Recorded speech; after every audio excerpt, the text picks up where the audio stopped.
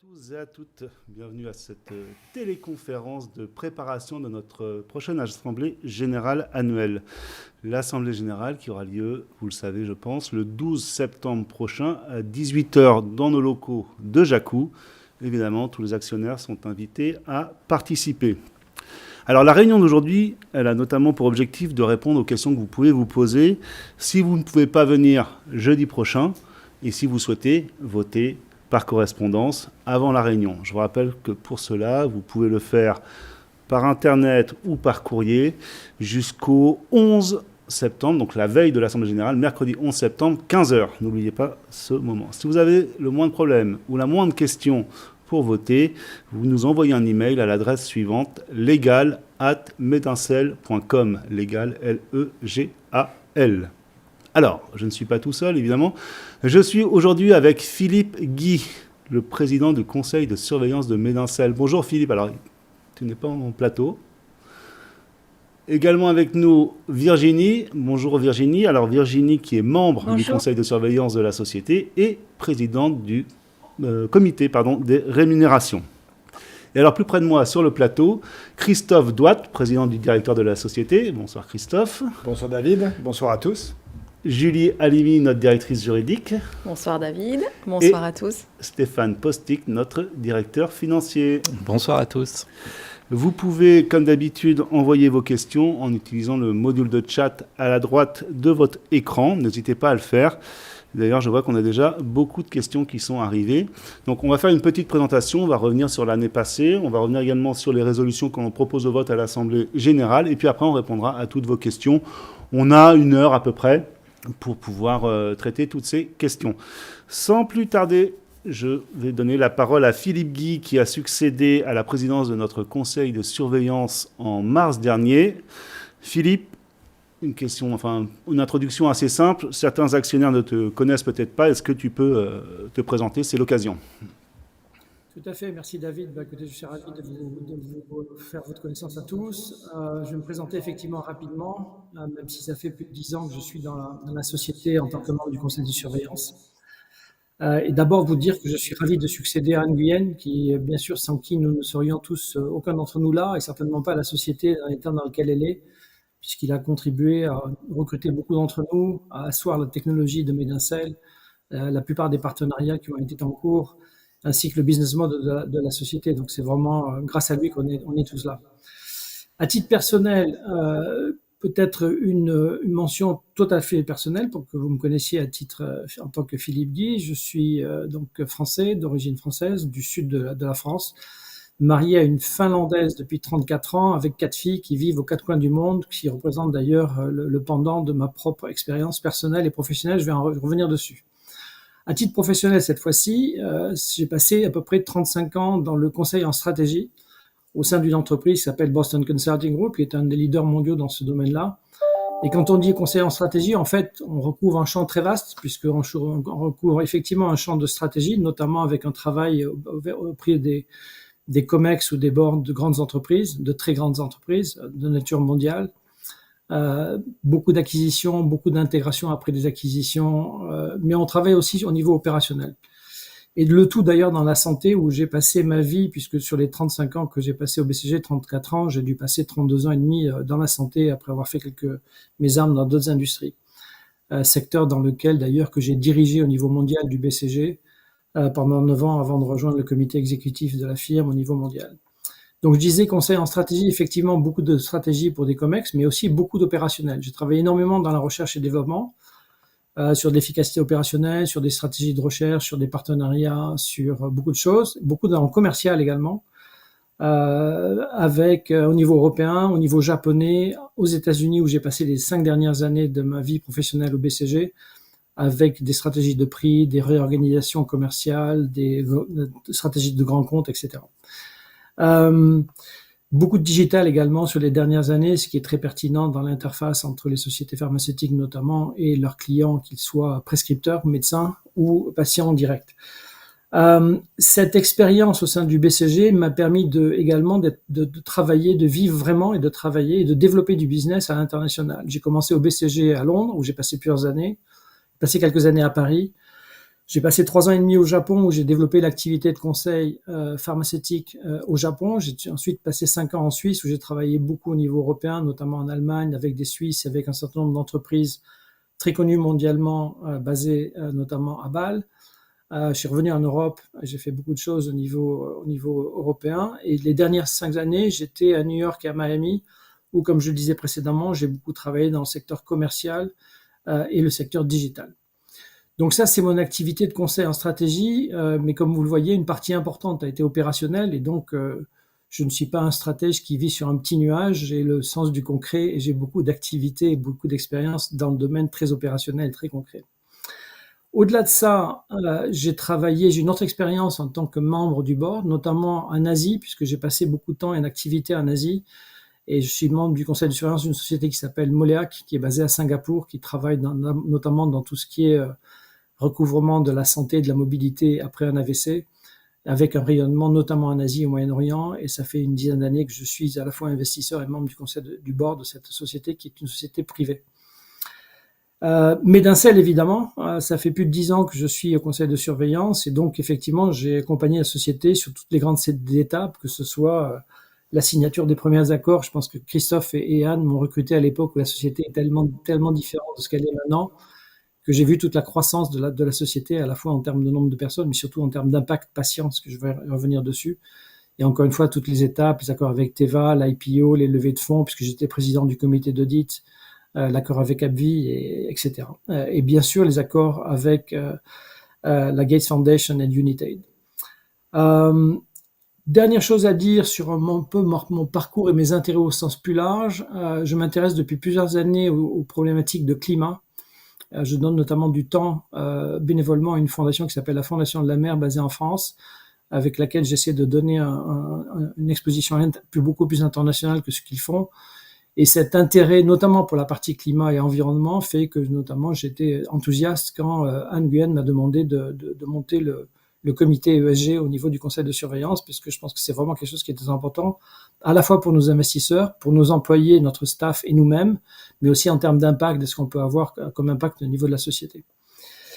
Last but not least, comme on dit en anglais, je suis investisseur à la fois chez Medincell, chez Moleac, mais aussi dans beaucoup de startups. Et donc la notion de création de valeur pour nos actionnaires est quelque chose qui me touche personnellement et sur lequel, évidemment, en tant que président de conseil de surveillance et à fortiori, si on passe à conseil d'administration, je serai très attentif pour que tout le monde conçoive qu'on crée de la valeur pour l'ensemble des parties, que ce soit les patients, mais également nos actionnaires. Voilà, je m'arrête là et on va peut-être parler d'un peu la trajectoire future, David.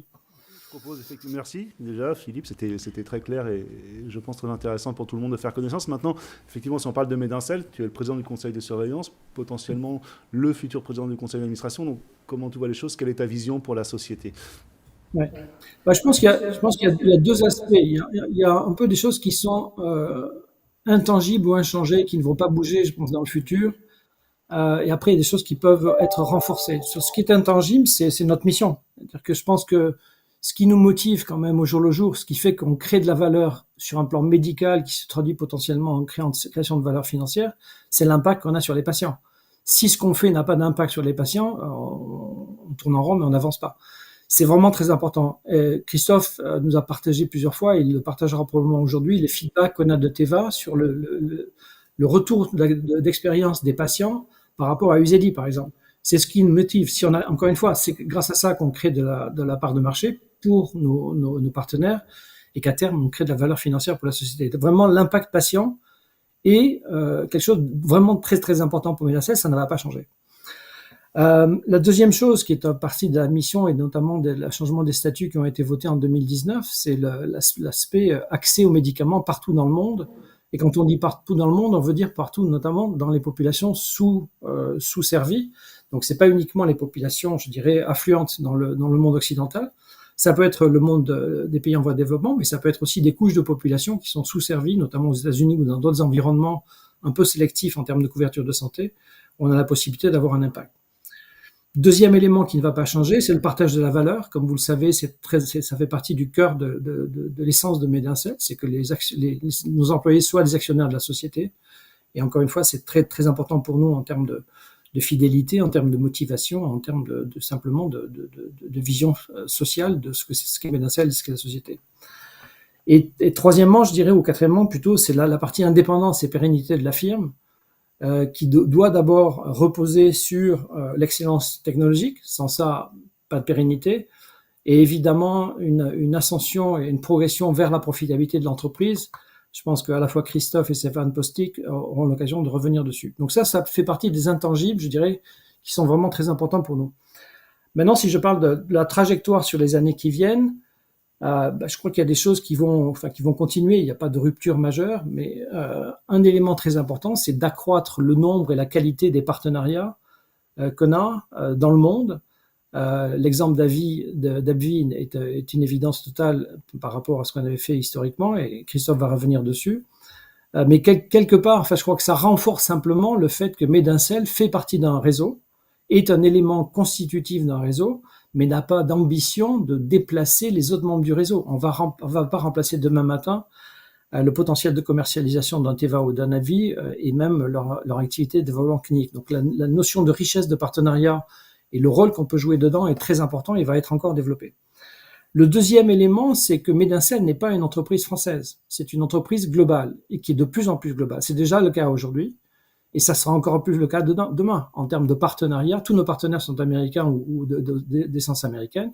Ça va continuer dans le futur, y compris au niveau des investisseurs, dont un objectif est d'accroître la part des investisseurs anglo-saxons dans le capital de Medincell.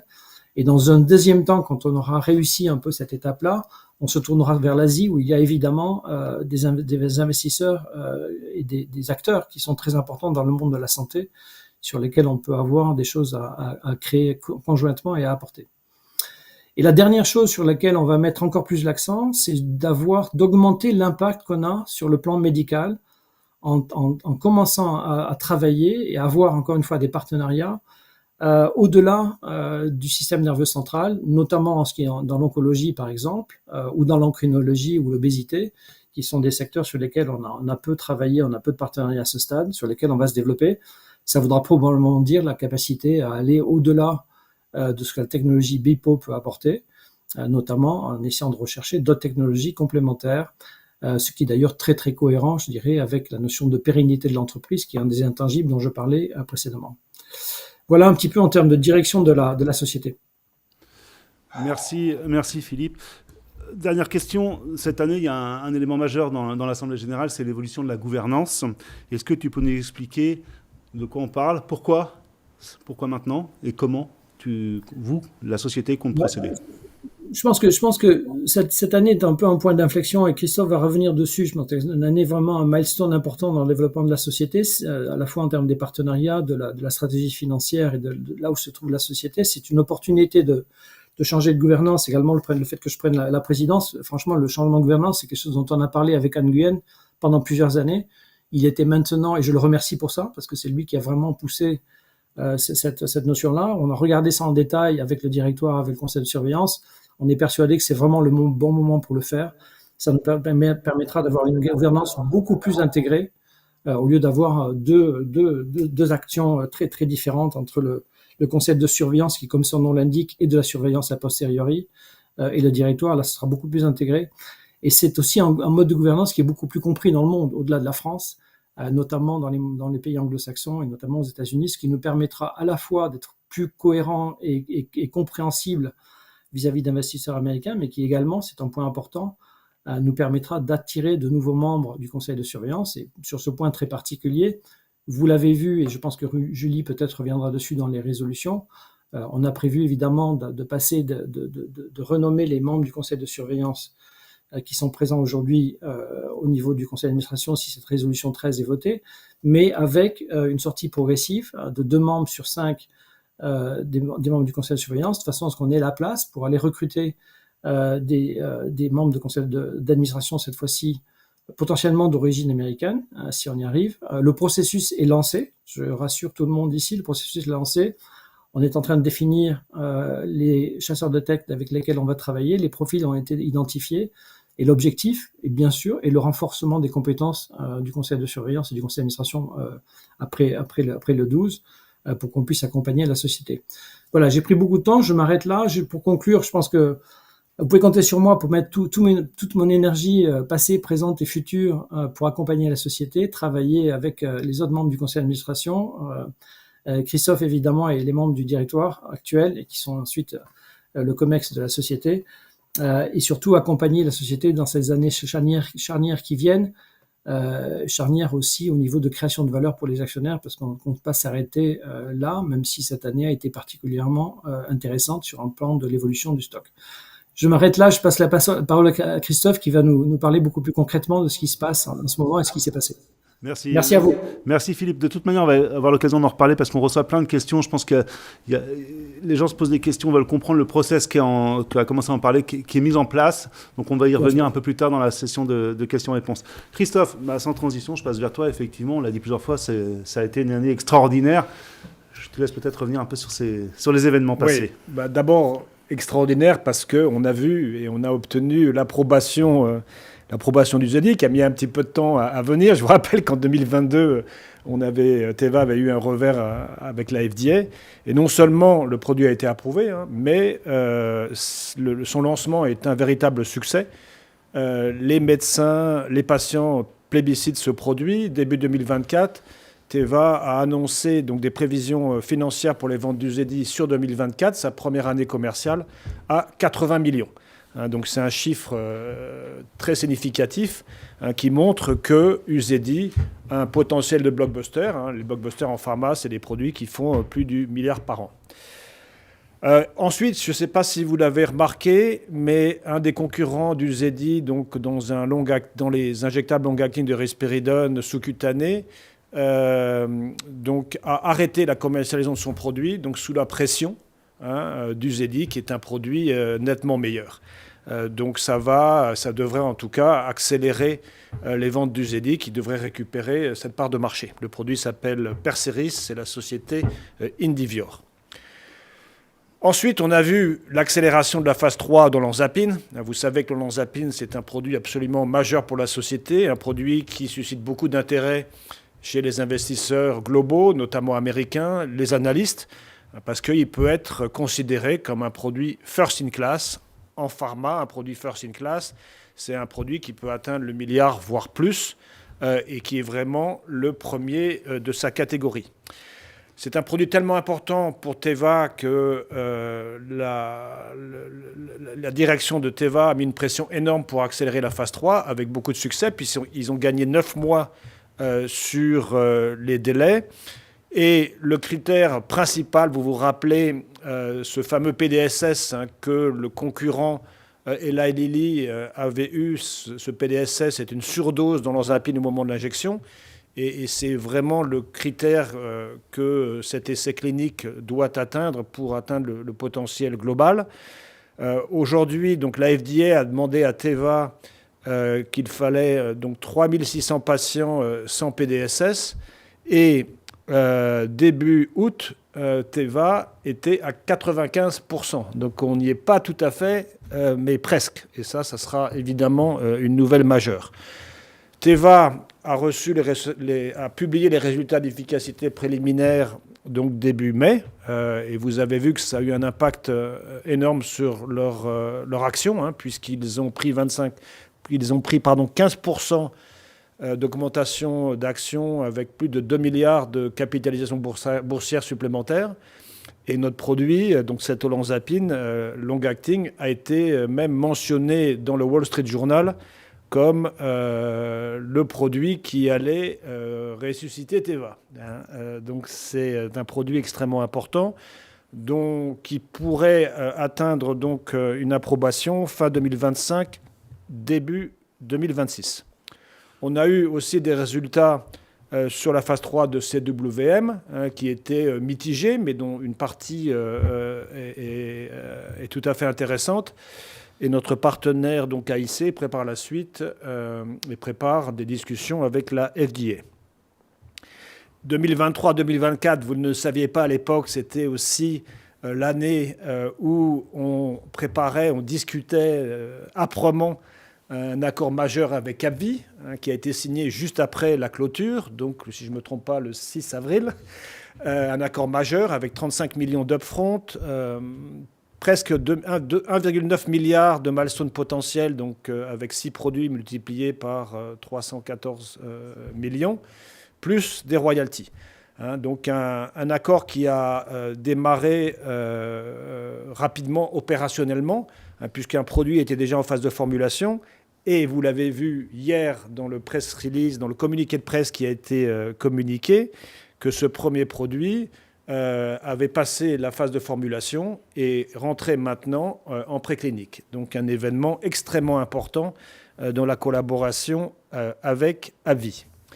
Au-delà de tout ça, il y a bien sûr des choses que vous ne voyez pas, que vous ne savez pas, parce qu'elles sont encore confidentielles, et qui pourraient donner lieu à de nouveaux partenariats, évidemment, dans les mois qui viennent, et des évolutions aussi technologiques. Du côté de l'action Medincell, je pense qu'on peut tous avoir le sourire aux lèvres, puisque en 2023-2024, l'action avait chuté jusqu'à son plus bas historique. C'était début novembre, il y a à peine 10 mois, puisqu'elle était à ce moment-là à moins de 6 euros par action. Et cette action a triplé, puisqu'on est depuis un moment maintenant au-dessus des 18 euros. On vous avait dit, donc, il y a pile un an, qu'on avait mis en place une stratégie américaine, donc avec le recrutement de Grace Kim, qui nous a aidé à déployer cette stratégie vis-à-vis des investisseurs et des analystes américains. Cet effort qui a été tout à fait significatif, je ne vous donne pas le nombre de réunions d'investisseurs qu'on a fait pendant cette période-là. Elle nous a permis d'attirer des investisseurs de renom au capital de Medincell, qui sont notamment une des raisons pour l'évolution du titre, mais aussi, comme on l'espérait donc il y a un an, de nouvelles couvertures de l'action Medincell, d'abord avec l'arrivée de Jefferies en janvier, et puis de Wainwright donc au mois de juillet. Juin. On avait aussi pour ambition d'augmenter la liquidité grâce à cet effort, et celle-ci a augmenté de façon importante, puisqu'on est aux environs de 100 000 titres échangés aujourd'hui quotidiennement sur le titre Medincell, ce qui représente une augmentation de 50% par rapport à l'année précédente. Et puis, donc, tout ce travail a préparé le chemin, donc avec les nouvelles en parallèle, vers quand même une étape majeure qu'on a vue courant août, c'est que Medincell a atteint cette fameuse barre des 500 millions de capitalisation boursière, qui était le niveau que j'avais évoqué, au-delà duquel les marchés financiers devenaient plus efficaces, plus efficient dans le terme financier, donc avec plus de liquidité et donc moins sensibles aux aléas et aux décisions de certains actionnaires. Donc c'est une énorme étape, et on espère qu'on atteindra la prochaine, notamment grâce à l'Holosympine, et cette prochaine, c'est évidemment le milliard.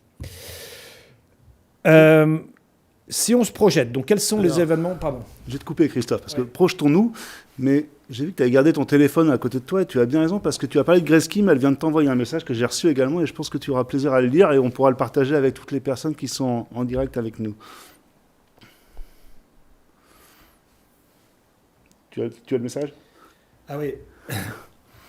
Alors Grace Kim était à New York aujourd'hui, elle participait... C'est effectivement une nouvelle énorme qui vient d'arriver, puisque Richard Francis, le président de Teva, donc, présentait à la conférence Morgan Stanley il y a juste 30 minutes, et il a annoncé qu'ils avaient atteint 99% du nombre de patients nécessaires à la FDA sans PDSS. Donc 99%. Évidemment, c'est une nouvelle énorme. On fêtera ça tout à l'heure. Donc 80% des injections requises pour pouvoir faire une demande de mise sur le marché. C'était 95% il y a début août. On est à côté de la fin, et il est évident qu'il y aura forcément une communication prochaine. Alors Teva dit qu'il communiquera sur le safety package d'ici la fin de l'année. Par définition, on ne donne jamais de date exacte, mais on est évidemment proche de la fin. Et je suppose que te demande s'il faut faire un communiqué de presse dans la foulée, évidemment. Évidemment. On en parlera tout à l'heure. Donc, une nouvelle énorme pour tous ceux qui connaissent bien le projet.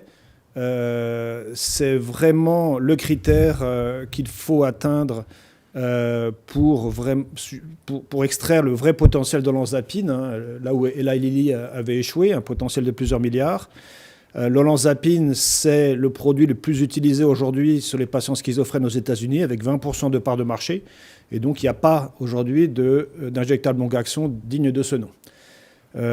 Donc, une nouvelle que je lis avec beaucoup d'émotion. Bon, si on se projette, donc quels sont les événements majeurs attendus donc pour les prochains mois? Alors, j'allais parler des résultats du PDSS. Bon, il nous reste ce petit pourcent à arriver dans les semaines qui viennent. On est dans un contexte au-delà de l'olanzapine très prometteur en schizophrénie. Je l'avais expliqué. Il y avait eu peu d'innovation dans le champ de la schizophrénie pendant une vingtaine d'années, depuis justement l'olanzapine, la risperidone. Et depuis quelques années, on voit toute une série de sociétés qui arrivent avec des produits qui sont en phase 2, phase 3. Certains d'entre eux ont donné lieu à des acquisitions spectaculaires. Karuna pour 12 milliards par BMS, Cerevel pour 9 milliards par AbbVie. Mais il y en a d'autres, comme Intracellular, comme Neurocrine, qui veulent tous faire des injectables longue action. Donc il y a un vivier potentiel de partenaires qu'on essaiera évidemment d'exploiter. Sur l'olanzapine, donc, on attend ce petit pourcent du dernier résultat du PDSS. Le package complet de la partie sécurité de l'essai de phase 3, puisqu'en début mai, on avait obtenu les résultats d'efficacité.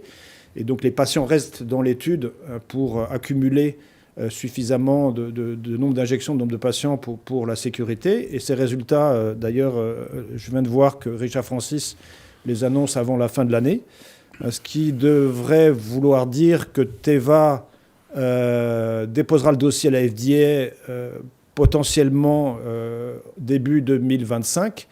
Et s'il le fait, ce produit pourrait être approuvé donc 10 mois plus tard, donc fin 2025, voire début 2026, en fonction du moment du filing.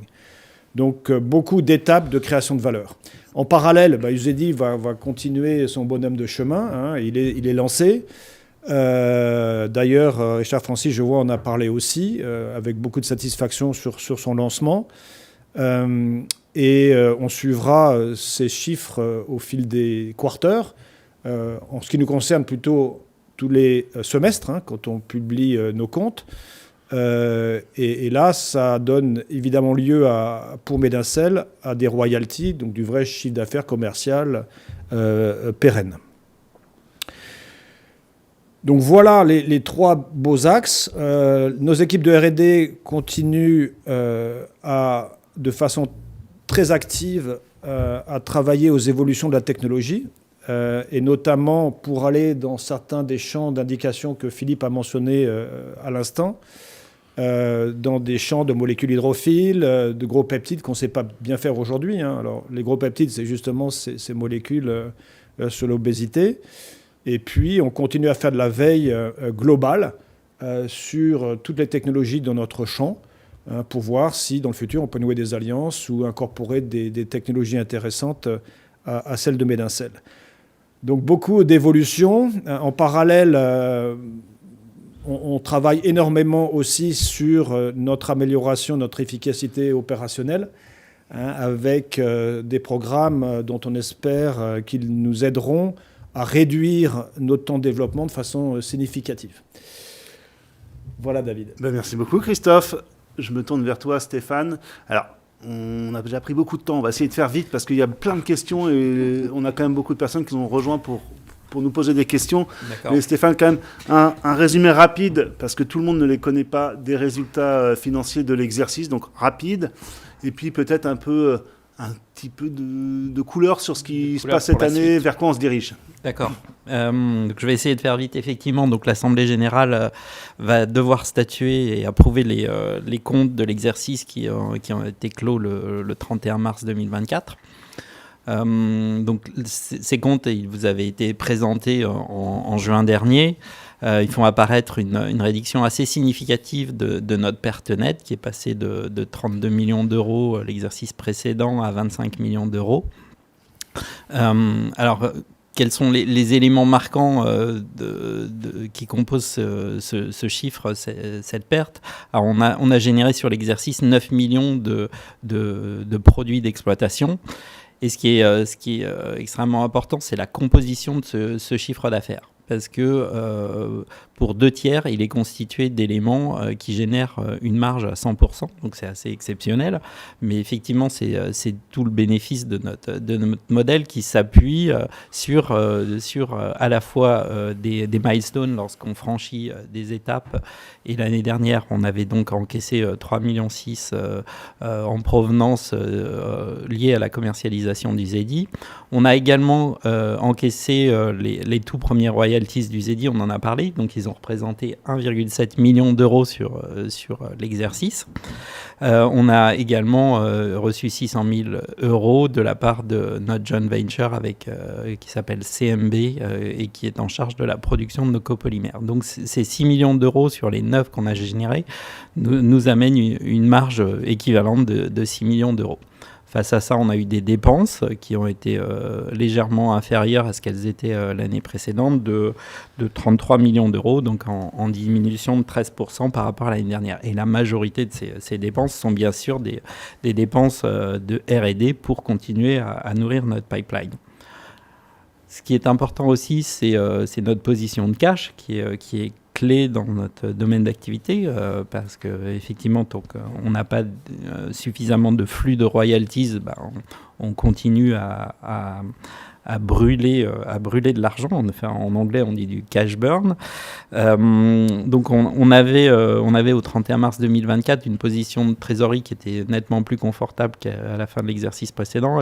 On était à 19,5 millions d'euros contre 6,5 millions d'euros l'année précédente. C'est lié en partie à la diminution de notre besoin pour nos activités courantes, lié en partie à cette augmentation de chiffre d'affaires. On avait également bénéficié en mai 2023 d'une augmentation de capital de 23,2 millions d'euros et on avait encaissé la dernière tranche de la BEI de l'emprunt BEI pour 10 millions d'euros. Et fait encore plus important, juste postérieurement à la clôture, comme Christophe l'a dit, on a signé ce deal avec AbbVie et ça a permis l'encaissement de 35 millions de dollars supplémentaires. Donc je vous laisse faire le calcul entre les 19,5 et les 19,5 millions d'euros et les 35 millions de dollars pour voir quel a été à peu près le pic de notre trésorerie. Mais ça nous laisse beaucoup plus de confort que précédemment pour envisager la suite. Rapidement, parce qu'on la suite, c'est, Christophe l'a déjà mentionné, c'est effectivement la montée en puissance des royalties en provenance du Zedi, avec cette indication que Teva a donnée auprès des analyses financières de 80 millions de dollars de chiffre d'affaires pour Zedi. D'autres milestones également sur les franchissements d'étapes pour le projet Olanzapine. Et puis, bien évidemment, la poursuite des activités pour AbbVie, dont une partie de l'upfront va être reconnue en chiffre d'affaires sur l'exercice en cours. Voilà. Merci. On a une grosse demi-heure devant nous. Je propose qu'on parle vraiment de l'Assemblée générale avec toi, Julie. Et en même temps, je vais essayer de te poser des questions qui nous arrivent quand on a besoin de précision, parce qu'il y a beaucoup de questions qui sont posées et je pense qu'il y a peut-être même des incompréhensions, donc on va essayer de clarifier les choses. Donc, Julie, Philippe nous a dit tout à l'heure qu'on propose à l'Assemblée générale de changer de gouvernance et de passer d'un conseil de surveillance à un conseil d'administration. Est-ce qu'on va passer un peu toutes les autres résolutions? Je propose qu'on aille directement à ça, parce qu'il y a plein de questions. Est-ce que tu peux nous expliquer ce qu'il y a derrière ça, comment se passe ce processus et dans quoi s'engage la société? Et puis après, s'il y a des choses qui ne sont pas claires, je te poserai directement les questions. Ok, effectivement. Donc, comme l'a dit Philippe, on est et comme l'a dit Christophe, dans une période de croissance, de transition, et il nous a apparu opportun aujourd'hui de procéder à ce changement de gouvernance. Medincell aujourd'hui est une société anonyme avec un système dualiste, donc un directoire en charge du management et un conseil de surveillance, comme Philippe l'a dit, qui a un rôle de surveillance, de contrôle a posteriori. Le mode de gouvernance qu'on propose au vote de nos actionnaires est une société anonyme avec un seul conseil d'administration, et on va dissocier les fonctions de présidence du conseil d'administration qui aura un rôle non exécutif avec une direction générale qui, elle, sera chargée du management de la société. Cette dissociation des fonctions, elle est semblable, comme l'a dit Philippe aussi, au modèle anglo-saxon que connaissent notamment les Américains, avec un board of directors qui est présidé par un chairman et de l'autre côté, un chief executive officer. Donc effectivement, ce mode de gouvernance va nous permettre d'attirer des profils plus internationaux avec un modèle qui est connu des anglo-saxons. Alors, je vais poser les questions pour soi, on va aller directement au sujet. On nous pose beaucoup de questions sur pourquoi est-ce on propose d'élire les actuels membres du conseil de surveillance au nouveau conseil d'administration. Pourquoi ne pas faire venir directement de nouveaux administrateurs? Et est-ce que ça veut dire que le conseil d'administration, s'il est décidé et si cette élection de fait, est figé pour les 3 ou 4 ans à venir? Ou est-ce qu'il y a des possibilités d'évolution? On nous demande également, est-ce que des membres du conseil d'administration peuvent être remplacés en cours de mandat? Si oui, comment ça se fait? Enfin, on a plein de questions. Alors, je te pose la question, Julie, et puis après, peut-être qu'on demandera à Philippe, qui dirait un peu tout ça, d'expliquer un peu la philosophie et le process en cours. Alors, l'objectif in fine, c'est effectivement de faire évoluer la composition du futur conseil d'administration, mais de pérenniser aussi les membres actuels et leur connaissance de la société. Donc, on va dans un premier temps, effectivement, nommer les membres du conseil de surveillance actuel en tant qu'administrateurs du conseil d'administration. Mais on va mettre en place des durées de mandat par tranche. Ça veut dire quoi? Ça veut dire que certains administrateurs vont être élus pour une plus courte durée. Donc, on a un administrateur qui va être élu pour 1 an, un autre administrateur pour une durée de 2 ans, voire moins, et les autres administrateurs pour 3 ans. Cet échelonnement par tranche va nous permettre de renouveler en fait les membres du conseil d'administration par cooptation. Ça veut dire quoi? Ça veut dire que si demain un des administrateurs démissionne de ses fonctions d'administrateur, le conseil d'administration pourra nommer temporairement un remplaçant, donc un nouvel administrateur, et cette nomination sera ratifiée plus tard à la prochaine Assemblée générale. Donc là, tu nous dis, je me fais un peu le porte-voix de toutes ces questions. On a un conseil d'administration de 5 personnes, si l'élection se fait, qui sont 6 d'ailleurs, avec Christophe également, qui est proposé. Donc on aura un conseil d'administration avec 6 personnes. Christophe étant appelé à prendre le poste de directeur général, qui est dans la continuation de ses fonctions actuelles. Philippe, celle de président, et qui est également dans la continuation. Mais il y aurait possibilité, d'abord, certains sont élus pour 1 an, d'autres 2 ans, d'autres 3 ans. D'accord? Il y a possibilité potentiellement que certains se désistent pour laisser leur place à d'autres administrateurs qui pourraient arriver. Donc ça, c'est une possibilité. Et puis il y a aussi la possibilité de créer de nouvelles places au fil de l'eau. C'est-à-dire que c'est pas figé. Et je laisse peut-être Philippe, comme Philippe l'a évoqué précédemment, le process de recrutement et de sélection des profils, etc., a déjà été initié. C'est un process qui prend un peu de temps. Hein. On peut pas, on travaille de manière assez assidue au type de profil qu'on veut attirer. L'objectif, c'est effectivement de faire évoluer ce conseil, de le faire grandir avec des compétences complémentaires à celles dont disposent nos membres actuels. Oui, je pense que j'ai personnellement rien à rajouter. Je pense que c'est très clair. On a mis en place tous les éléments qui nous permettent d'avoir cette rotation au fil du temps et de recruter des membres nouveaux du conseil d'administration pour renforcer ses compétences. Bien évidemment, le vote le 12 est important.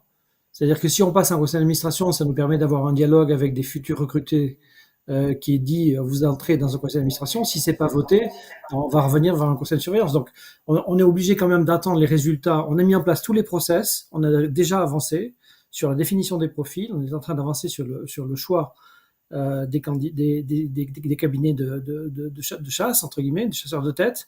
On a mis en place les processus de vote, les résolutions qui font qu'il y a des administrateurs qui sortent au bout d'un an, au bout de 2 ans.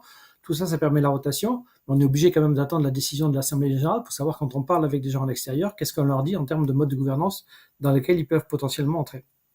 Voilà, c'est ça. Voilà, et donc je rappelle, cette résolution, c'est la résolution 13 qui définit le changement de gouvernance. Et on vous invite, bien évidemment, à voter en faveur de cette résolution. Et de celles qui... Et de toutes les résolutions suivantes concernant la nomination des administrateurs, qui sont les résolutions 33 à 42. Donc si je résume, on n'est pas en train d'élire un conseil d'administration figé. Il y a des évolutions qui sont en train d'être préparées et qui sont en cours. Et c'est un préalable. C'est une étape. C'est une étape préalable pour pouvoir justement faire venir les membres qu'on souhaite avoir et les compétences qu'on souhaite faire rentrer au board, ces compétences internationales. D'accord. Voilà, donc là, le process est celui-ci. Tout à fait. Je crois qu'on a répondu aux questions liées à ce conseil d'administration. La question supplémentaire étant, mais je pense qu'on y a répondu, c'est un préalable. Pourquoi est-ce qu'on n'arrive pas avec les nouveaux administrateurs devant l'Assemblée générale dès le 12 septembre ? Philippe y a répondu, tu y as répondu. C'est un préalable pour pouvoir justement faire venir ces personnes. Sur ce sujet, sur lequel, comme l'a dit Philippe, Anne lui-même et Philippe ont travaillé depuis plusieurs années et on est en train finalement d'arriver au bout de ce travail à un moment opportun pour la société. Quelque chose à ajouter sur le sujet ? Alors on nous demande si le conseil d'administration est limité à 6 administrateurs. Non. Non. Alors c'était un peu ce qu'on disait, il peut y avoir des nouvelles... Et il y aura, c'est ce que pour la société, des nouveaux administrateurs qui vont venir enrichir... Voilà. Le nombre maximal peut aller jusqu'à 18. Voilà, donc on a encore de la marge. Il y a de la marge et on va y travailler. Alors, il y a un autre sujet donc je passe aux questions, et Julie, on reviendra sur l'Assemblée générale. Il y a un autre sujet que je pense qu'il y a une incompréhension, et c'est bien qu'on fasse cette réunion pour que les gens puissent comprendre. On nous parle de l'attribution d'actions gratuites à hauteur de 7% du capital. Voilà, bon, c'est la résolution, alors je ne sais pas quel est le numéro de cette résolution. En gros, je vais résumer cette question qui est très bien. Qu'est-ce qui justifie ces 7% d'actions gratuites que vous allez distribuer ? Alors, ce n'est pas une attribution de 7%, c'est une augmentation de capital qui peut aller jusqu'à un montant maximal de 7%. Donc, c'est la faculté qui est donnée par notre société pour attribuer des actions gratuites à nos salariés jusqu'à un montant maximal qui représente 7% du capital social. Pour vous donner un ordre d'idée, ce montant déjà de 7%, il est précisé il a été précisé dans les résolutions des années précédentes, donc il n'y a rien qui est nouveau. Et l'année dernière, le pool d'actions qui a été alloué à nos actionnaires représente à peu près 2% du montant des actions de notre capital social. Et je tiens à rappeler que ce ne sont pas des actions qui sont attribuées sans condition. Il y a un vesting, c'est-à-dire que ce sont des actions qui sont attribuées dans le temps. Évidemment, il faut être salarié de la société et y rester, sinon c'est perdu. Et en plus de ça, il y a des conditions de performance qui sont attachées à l'attribution échelonnée de ces actions dans le temps. À l'acquisition, effectivement. On parle d'attribution et après il y a l'acquisition qui se fait dans le temps. Voilà. Il y a des conditions de performance, notamment des conditions de performance liées à la performance du cours de bourse de la société, de manière à ce que justement l'impact pour l'actionnaire soit quasiment inexistant. Enfin, je pense que c'est la philosophie qu'il y a derrière tout ça. Parce qu'on nous pose une question qui a du sens. On nous dit, est-ce que ce ne serait pas plus logique de distribuer des actions gratuites quand la société sera bénéficiaire et capable de générer des dividendes ?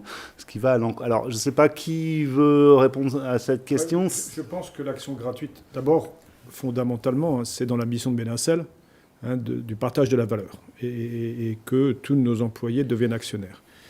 Et les deux objectifs qu'on a en utilisant ces mécanismes, c'est la rétention des employés pour les motiver à rester, notamment après la pandémie. Il y a eu dans certaines sociétés beaucoup de départ, pas à Médincelle. Et puis deuxièmement, aussi récompenser la performance et inciter à la performance. Et une grosse partie, par exemple, du dernier plan est attribuée sur des conditions de croissance de l'action qui étaient très importantes. C'est d'ailleurs une démarche historique. La société a même été pionnière dans cette démarche. Hein, et on peut tous remercier Anne qui a apporté ça et qui a créé la société, qui a permis aussi à la société de se développer sans investisseurs en gagnant son indépendance jusqu'à 2016 à peu près, ce qui est quasiment unique, je pense, dans notre secteur. Et ça, c'est vraiment le modèle d'entreprise, quoi. Donc, et ça nous permet aussi d'attirer des profils un peu plus internationaux parce que c'est certes pas une pratique courante en France, mais c'est une pratique tout à fait standard, par exemple aux États-Unis. Donc, avec une attribution d'equity comme l'action gratuite, on peut aussi attirer des profils un peu plus internationaux. Et en gardant leur salaire à des niveaux très raisonnables, et dans le passé c'était souvent largement en dessous du marché, justement parce que c'était compensé par ce potentiel de plus-value sur des actions. Alors on nous demande également, et je ne sais pas si là on va être en position de répondre, mais sinon on essaiera peut-être d'y répondre ultérieurement, quelle est la répartition de ces actions gratuites entre le management et les employés. Alors c'est un peu compliqué. Alors ça, c'est par contre, tout le monde en profite. Ça, c'est quelque chose d'important à savoir, c'est que tout le monde en profite dans la société. Tout le monde en profite, oui, tout à fait. Et de manière significative, si je peux me permettre. Et de manière significative, du bas de l'échelle au haut de l'échelle. Merci. Alors, il y a un deuxième sujet qui revient beaucoup dans les questions. Et je vais lire une des questions qui le résume. Concernant la possibilité de lever des fonds, qu'est-ce qui justifie une somme de 100 millions d'euros, somme qui représente presque 20% de la capitalisation actuelle de l'entreprise? On fait référence là, de manière plus globale, aux différentes résolutions de l'Assemblée générale extraordinaire qui donnent délégation au management. Enfin, on est en évolution, donc je ne sais pas si... Voilà, au futur conseil d'administration, en l'occurrence. Ça, c'est important, c'est plus le directoire, c'est le conseil d'administration qui bénéficiera de cette délégation. Ou la direction générale, ça peut être l'un ou l'autre. Ouais. En tout cas, de mener des opérations capitalistiques. Stéphane. Effectivement, on a cette proposition de résolution qui là encore, comme sur les actions gratuites, n'a pas évolué depuis l'année dernière. Hein. On avait déjà ces mêmes montants. Alors il faut garder en tête que le 100 millions d'euros, il peut effectivement paraître un peu élevé aujourd'hui. Il sera de toute façon à mettre, c'est un montant maximal théorique d'augmentation de capital, c'est pour se donner un maximum de liberté. Probablement on n'ira pas jusque-là, et de toute façon il faudra le mettre en perspective de la capitalisation boursière au moment où on lance l'augmentation de capital dont on parle. Donc peut-être que demain, on sera à 700, 800 millions d'euros de capitalisation boursière. Donc le 100 millions, mécaniquement, il deviendra moins significatif. Après, il faut avoir en tête que toute entreprise cotée, effectivement, dispose de cette boîte à outils, je dirais. C'est notre boîte à outils. Moi, en tant que directeur financier, mais bien évidemment le management et le conseil d'administration, de disposer d'outils qui permettent une certaine agilité et d'anticiper l'approbation des actionnaires. Et c'est ça qu'on demande lors de l'AG, c'est qu'effectivement, de nous mettre à disposition l'ensemble des outils dont on pourrait avoir besoin. Il y en a malheureusement beaucoup qu'on n'utilisera pas de façon quasi certaine dans toutes les résolutions qu'on propose. Mais au moins, si jamais une opportunité, par exemple, de croissance externe se présente, on a la capacité d'effectivement réaliser cette augmentation de capital rapidement et de façon autonome en parfaite coopération avec le conseil d'administration. Et dans l'intérêt des actionnaires, bien évidemment. Voilà, parce que je vais un peu plus loin, je me fais aussi la voix des questions. Effectivement, il y a un peu d'incompréhension, enfin en tout cas, il y a peut-être un effet de loupe ici, mais sur pourquoi ça, notamment alors que, a priori, on est financé, a priori, on a un modèle d'entreprise qui finance les grosses dépenses liées notamment aux essais cliniques, aux phases cliniques liées à nos produits. Donc, qu'est-ce qui explique ça ? C'est ce que tu viens de dire, c'est cette fameuse boîte à outils, et il n'est pas question de s'en servir forcément. Et donc ça m'amène à la question suivante, qui est posée aussi plusieurs fois. Est-ce qu'on va avoir besoin de faire des augmentations de capital, ou est-ce qu'on envisage d'en faire dans les temps qui viennent. Comme je vous l'ai dit, effectivement, dans notre scénario de base, actuellement, on a suffisamment de fonds pour mener à bien nos prochaines étapes en termes de développement de nos projets. Et donc, on n'a effectivement pas de besoin de procéder à une augmentation de capital. Mais encore une fois, c'est un outil comme un outil financier comme un autre. Et il est nécessaire au cas où effectivement il y ait par exemple une opération de croissance externe à mener, de pouvoir disposer d'un tel outil. Merci. Alors je vais revenir aux autres questions.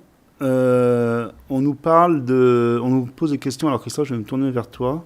Je sors un petit peu là de l'Assemblée générale. Je ne crois pas que j'ai d'autres questions qui soient très liées aux résolutions. J'espère qu'on a répondu. Sinon, vous pouvez encore m'envoyer des demandes de précision. On parle plutôt de stratégie là, Christophe. Quelle est la stratégie sur les marchés asiatiques et européens de Medincell ? Philippe l'a expliqué tout à l'heure, hein, notre terrain de jeu, c'est le monde. Ça l'a toujours été. Donc, on n'a pas de stratégie par zone, on a des stratégies par indication ou par type de société pharmaceutique. Et oui, on a aujourd'hui des discussions avec des sociétés pharmaceutiques asiatiques, comme on en a avec des sociétés européennes ou des sociétés américaines. D'accord. Alors, autre question, Nasdaq. Est-ce que le Nasdaq reste un objectif ou oui, quand est-ce qu'il en est un en fait Stéphane ? Le Nasdaq est une option parmi d'autres. Clairement, on se met en ordre de bataille. Il y a beaucoup de travail de mise en conformité et d'outils à faire évoluer en interne. Donc, on se laisse cette possibilité. Bien sûr, on évaluera au fil de l'eau si c'est la meilleure option qui s'offre à Medincell dans les années à venir. D'accord. Je reviens sur la question des administrateurs. Peut-être pour toi, Philippe, on nous demande, tout à l'heure, tu as dit qu'on avait un process en cours, qu'on commençait à faire le contour des profils de ces potentiels futurs administrateurs. Donc on nous demande un peu des précisions. Est-ce qu'on sait à peu près, est-ce qu'on peut dire des choses sur ces profils ? J'ajoute, parce que je corrige un peu la question, les nominateurs sont pas, les administrateurs, les futurs administrateurs ne seront pas juste nommés comme ça, ils seront élus par l'Assemblée générale, que ce soit dans le cadre d'une Assemblée générale ordinaire, enfin annuelle, ou extraordinaire, si ça a lieu d'être, qui peut arriver à tout moment dans l'année. Philippe ? Oui, je dirais que, on a travaillé en interne au niveau du conseil de surveillance et avec Christophe pour parler de ces profils. On a défini 2-3. Je crois qu'on sera aussi très pragmatique en fonction des candidats qu'on a derrière. Mais il est évident qu'on veut continuer à pérenniser une compréhension des environnements recherche et développement et notamment partenariat au niveau de la R&D. Donc ça fait partie des profils importants. On veut avoir aussi effectivement potentiellement comme profil des candidats qui ont une expérience de passage par le Nasdaq, de croissance et de croissance notamment capitalistique sur les marchés américains. Et puis on a aussi défini des profils où on se dit qu'en fait on bénéficierait, et Christophe a été très clair là-dessus, et je supporte largement son point de vue, sur le fait qu'on bénéficierait d'avoir des gens qui ont une expérience de commercialisation aux US pour que lorsqu'on négocie des deals avec des sociétés américaines, on puisse comprendre les montées en puissance de pénétration après un lancement, les royalties, enfin avoir quelqu'un qui a mis les mains dans le cambouis sur ce genre de deal et notamment avec une expérience terrain de commercialisation aux US. Donc voilà, on est en train de discuter avec des chasseurs de tête, on est en train de discuter sur les profils qu'on a préemptés. On aura un retour de leur part et ça nous permettra d'avancer ensuite. Donc tout à fait. Merci. On nous pose une question, alors je ne sais pas si je l'adresse à Philippe ou à Christophe ou aux deux, quelle serait la doctrine de Medincell ? Le mot doctrine a été utilisé en cas d'OPA sur la société. Écoutez, Tu veux répondre, Philippe, ou je réponds? Bah, écoute, de toute façon, je pense qu'on aura exactement la même réponse. Vas-y, puis je rajouterai si je suis pas d'accord, mais ça m'étonnerait beaucoup. Je vous rappelle hein, que la troisième raison d'être de la société, c'est son indépendance et sa pérennité. Hein, maintenant, si chemin faisant, des événements arrivaient, on s'en remettrait évidemment à l'Assemblée générale des actionnaires. Oui, voilà, je n'ai rien à ajouter. On est là pour défendre, défendre les intérêts de nos stakeholders, comme on dit, et les actionnaires en font partie. Donc, s'il y a une offre qui est faite, on sera obligé, bien évidemment, de la considérer. Et si elle est opportune, de revenir vers l'Assemblée générale le moment venu. Donc, c'est pas dans l'esprit des prochaines années. On pense qu'on a énormément de valeur à créer en interne. Maintenant, si quelqu'un se positionne, on sera obligé, bien sûr, de considérer ça avec diligence et revenir vers vous. Et puis, pour ceux qui sont sensibles à l'indépendance de la société, hein, comme on l'est évidemment, la meilleure barrière pour protéger cette indépendance, c'est la performance et l'exécution. Et je l'avais dit il y a 2 ans, quand on me posait la question sur est-ce que Teva va essayer d'acquérir Medincell. Et si vous vous rappelez bien, j'avais dit que oui, à leur place, j'attendrais les premiers chiffres du ZEDI et l'approbation de l'Olanzapine. Et donc, il était urgent pour nous de faire entrer des partenaires de poids pour contrebalancer la relation avec Teva, ce qu'on a fait.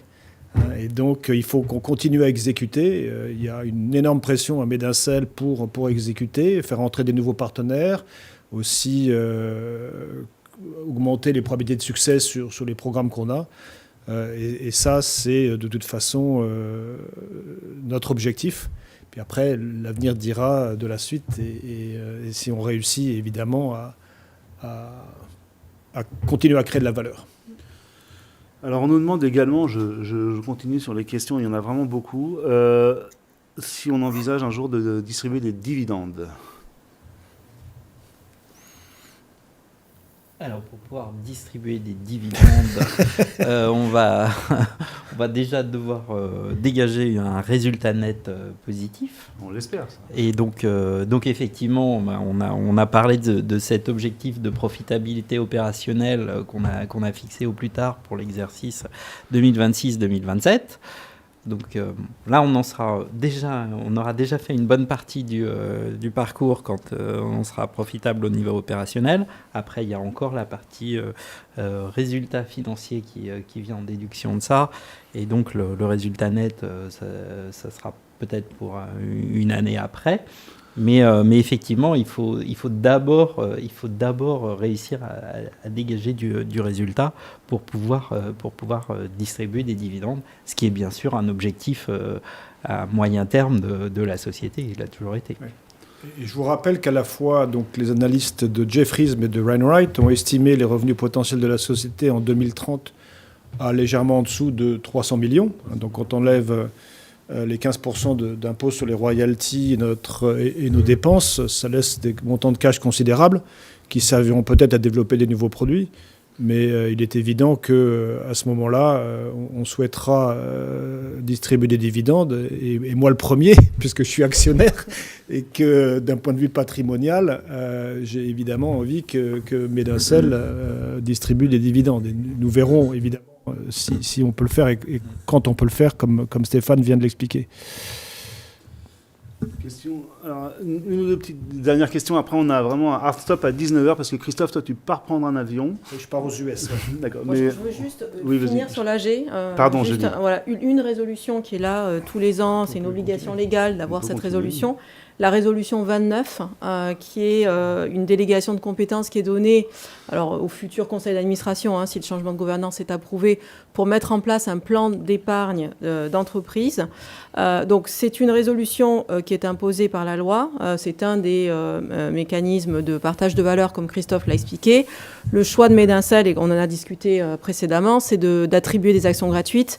Donc on vous recommande effectivement de voter contre cette résolution, parce que si on votait pour cette résolution, il faudrait qu'on modifie notre politique de rémunération, qui est l'attribution d'actions gratuites et non la mise en place d'un plan d'épargne d'entreprise. Et c'est ce qu'on fait chaque année. Et c'est ce qu'on fait chaque année. Exactement. Une question, Stéphane, pour toi, avant qu'on dise au revoir à Christophe qui s'en va. Oui, je pense que autant continuer, c'est important de répondre aux questions. Et Alors, deux choses. Désolé, mais... Si tu permets, Christophe, oui, on va continuer sans toi pour pouvoir répondre aux questions. En revanche, on a reçu plein de questions d'ordre plutôt scientifique ou médical. Donc, ce que je propose tout de suite à tout le monde en direct, c'est que dans les 15 jours, 3 semaines qui viennent, on fait une autre réunion avec notre directeur médical et avec notre directeur scientifique, avec Adolfo et Richard, qui seront les bonnes personnes pour vous répondre. Donc on va organiser ça, et toutes les questions d'ordre plutôt médical et scientifique, on les traitera à ce moment-là, parce que là, on n'a pas les bonnes compétences autour de la table pour le faire, ce serait dommage. J'organise ça, je m'y engage. Okay, merci David. Alors, Stéphane, on nous demande... Et puis Christophe, écoute la réponse quand même. Quand est-ce que tu comptes passer au forecasting pour te mettre en conformité avec les standards US? Quand est-ce que tu donnes des guidances un peu plus précises? Enfin... Alors, tant qu'on n'en aura pas l'obligation, je pense qu'on restera sur le modèle actuel de ne pas publier de forecasting. Effectivement, donc ça fait partie des choses qui sont dans le pipeline pour le futur, mais pour l'instant, on va continuer sur le modèle actuel. D'autant qu'en ce qui concerne les potentiels revenus, les ventes des produits qui sont sous licence, là on est en collaboration avec nos partenaires sur ces sujets-là, donc ce n'est pas des choses qu'on fait tout seul chez nous. Christophe, un mot avant de partir. Oui, je suis désolé, je vais m'échapper. Je dois partir aux États-Unis, là c'était un voyage non prévu. Merci à tous en tout cas pour assister à cette réunion, pour vos questions. C'est très important de continuer à répondre là, même si on dépasse un peu l'horaire. On est évidemment très excités par ces prochaines étapes, par l'évolution de la gouvernance, par toutes les actions qui sont en cours. Merci de votre confiance. Et puis, on se reverra très bientôt donc, sur un forum scientifique et médical. Exactement, on va le faire là, dans les 15 jours, 3 semaines qui viennent. C'est assez facile à organiser. Et puis, je pense que ça peut être passionnant en plus. Voilà, merci à tous. Merci. Bon voyage, Christophe. C'était pas prévu. Mais nous, alors j'ai un peu résumé toutes les questions, donc ça va être assez rapide. On nous demande si... alors c'est une précision de ce qui a été dit, hein, si le mode de gouvernance est en lien direct avec la volonté et avec ce qu'on fait déjà aux États-Unis, donc ça a été expliqué. Évidemment, c'est une stratégie qui est un peu globale et qui est vraiment multidimensionnelle. Est-ce qu'on revient sur la cotation au Nasdaq et on nous demande s'il y a une cotation au Nasdaq, si ça devait arriver, que devient la cotation Euronext? Stéphane, est-ce que tu peux répondre à cette... Classiquement, les deux perdurent en parallèle. Et donc, on aurait une cotation à Paris, sur Euronext Paris, comme on la connaît aujourd'hui, une seconde cotation à New York, au Nasdaq. D'accord. Est-ce que ça nécessite l'ouverture d'une filiale américaine? Alors, pour mémoire, on a déjà une filiale américaine. Hein. Oui, pas pour mémoire, c'est sûr. Elle existe d'ores et déjà, mais c'est pas une nécessité pour être coté au Nasdaq d'avoir une partie significative de notre activité aux US. Stéphane, un actionnaire, et c'est quand même aussi l'objet de l'Assemblée générale, hein, c'est aussi une validation des comptes et de l'activité de l'exercice passé. Alors je vais poser la question littéralement parce que je pense que la question tu vas certainement vouloir peut-être corriger la question, mais je pense qu'on va quand même la comprendre pour pouvoir apporter des réponses. La question est la suivante: à quoi correspondent les 21 millions d'euros qui ont été dépensés l'année dernière? Cela correspond à une somme énorme, selon les 21 millions d'euros de l'année dernière. Alors je pense que cet actionnaire, j'espère qu'il me donnera raison, fait référence à la perte opérationnelle qu'on a constatée sur l'exercice 23-24. Et effectivement, donc c'est ce que j'ai expliqué très rapidement tout à l'heure. C'est la différence entre nos produits d'exploitation, les 9 millions de chiffres d'affaires, plus la petite partie de crédit impôt-recherche que l'on a déclaré, desquels ont été soustraits les charges opérationnelles de la société, donc pour financer toutes les activités de R&D, la partie business développement et toute la partie service administratif. Donc c'est effectivement cette perte opérationnelle que l'on a constatée et qui, encore une fois, doit devenir, d'ici la fin de l'exercice 26-27, un résultat positif grâce à l'amélioration des royalties et de l'ensemble des revenus que l'on va encaisser de la part de nos différents partenaires commerciaux. Merci. On nous demande si le directoire s'est attribué des actions gratuites l'année dernière, donc au cours du dernier exercice, et combien si c'est le cas. Alors, tous les chiffres sont dans l'URD qui est disponible sur notre site internet. Peut-être sur la question des attributions gratuites, peut-être Virginie, vu qu'on t'a pas donné la parole, je crois qu'effectivement le directoire en a eu, mais d'abord peut-être préciser que c'est pas le directoire qui se distribue lui-même des actions gratuites. Virginie ? Oui, alors là, c'est une question. Alors, je ne sais pas si vous m'entendez là. Oui, on t'entend parfaitement. Oui, d'accord. Rebonjour à tous. C'est une politique de l'entreprise. Et pour préciser, on a eu une attribution et ensuite, on doit les exercer. D'accord. Et en ce qui concerne le directoire, je crois que c'est une attribution qui a été faite. C'est le conseil de surveillance qui décide d'attribuer des actions gratuites Voilà. au directoire et ce n'est pas le directoire qui s'auto-attribue Oui. des actions gratuites. Oui, exactement. Et cette attribution, comme l'a dit Virginie, est liée aussi, comme à nos salariés, à des conditions de performance, de vesting. D'accord. Sur recommandation du comité. Et sur recommandation du comité des rémunérations. C'est pour ça que je m'adressais à Virginie, tout à c'est fait. le comité des rémunérations. Qui et après, émet c'est ses recommandations. c'est le conseil de surveillance Qui attribue, qui était à l'époque dirigé par Anne, en fait, et Oui. qui a attribué, effectivement. Et alors, tous les chiffres, en fait, c'est pas un refus de vous le dire, mais on les a pas en tête. Enfin, moi, en tout cas, je les ai pas en tête. Tous ces chiffres sont, de toute manière, disponibles dans l'URD. Et si vraiment vous ne les trouvez pas et vous les voulez, vous pouvez m'envoyer un email, nous envoyer un email. Je vous enverrai la bonne page avec les bonnes informations. Et là, Section 5 de mémoire sur les rémunérations. Merci. Dans l'URD. D'accord. Thibaut nous dit que dans le partenariat avec Teva, nous avons une seconde indication pour Uzedi. Effectivement, on l'a annoncé il y a quelques temps. Enfin, Teva l'a annoncé parce que c'est Teva qui est à la manœuvre, a annoncé qu'ils sont en train de travailler sur une nouvelle indication. Donc, ça veut dire qu'en gros, c'est un travail avec la FDA pour faire ça, pour avoir une approbation sur cette seconde indication qui sont les syndromes bipolaires de type 1, si je ne dis pas de bêtises. Mais encore une fois, si on doit élaborer, ce sera plutôt avec notre directeur médical. Un troisième programme a été arrêté en 2023, c'est vrai. C'était le programme ANG qui a été arrêté. Mais vous avez annoncé le lancement d'un nouveau programme pour le remplacer. Ce troisième programme est-il toujours en cours? Alors, je vais me permettre de répondre parce qu'en fait, c'est moi qui discute avec Teva. Non, alors, la première chose, c'est que effectivement, on a annoncé qu'on travaille sur d'autres programmes avec Teva. Par contre, c'est pas un programme qui remplace le précédent.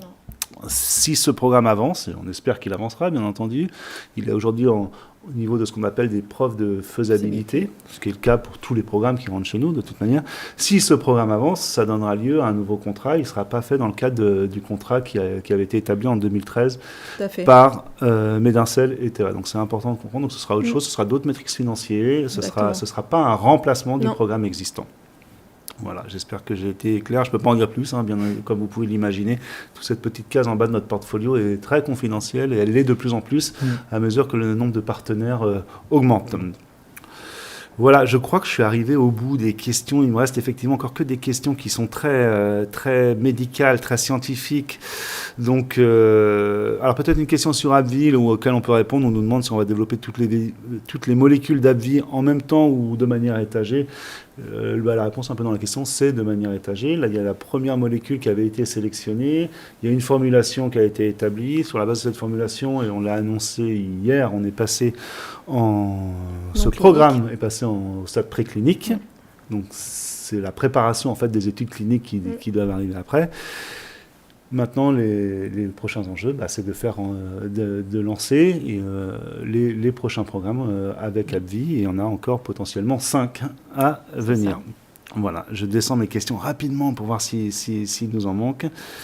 Non, mais je crois que on nous demande des choses sur ce que fait Teva en Chine, parce que Teva a effectivement rendu public le fait qu'ils ont des activités en Chine. Malheureusement, on ne peut pas commenter, donc je n'ai pas grand-chose à dire, sinon qu'a priori, c'est plutôt intéressant de savoir que notre partenaire va travailler sur à l'extérieur des États-Unis, bien entendu. On nous parle de Bipostar, dont on a eu l'occasion d'en parler récemment, mais ça, on fera venir Adolfo pour nous expliquer quel est l'enjeu de cette nouvelle génération de notre technologie. Donc j'organise ça très prochainement. On nous demande par contre une question intéressante, peut-être Stéphane, tu peux y répondre. On nous demande si on va être obligé de recruter du fait de la croissance de l'activité. Est-ce qu'aujourd'hui, il y a des prévisions de recrutement importantes pour les années à venir, au moins pour l'année qui vient? Alors, des prévisions de recrutement importantes, je dirais non. On est forcément, comme toute entreprise, on a un petit peu de turnover, on a besoin de se renforcer pour certaines équipes. Mais on n'attend pas de changement de périmètre très significatif en termes de ressources humaines à court terme et même à moyen terme. Très bien. Merci beaucoup. Philippe, je vais t'adresser la dernière question. C'est un peu en tant que président du conseil de surveillance et potentiellement du prochain conseil d'administration. Et cette question, elle est simple, elle vient de nous être adressée, c'est comment voyez-vous, donc ça va être comment vois-tu Medincel à 5 ans? Donc je te la pose comme ça, c'est un peu le grand oral là. Comment tu vois Medincel à 5 ans? C'est une bonne question et c'est une question sur laquelle on est en discussion en interne. Je pense que on est, comme l'a dit Christophe, comme on l'a tous dit, les années 2023, 2024, 2025 sont des points d'inflexion majeurs dans la société. On a une grosse ambition pour la firme.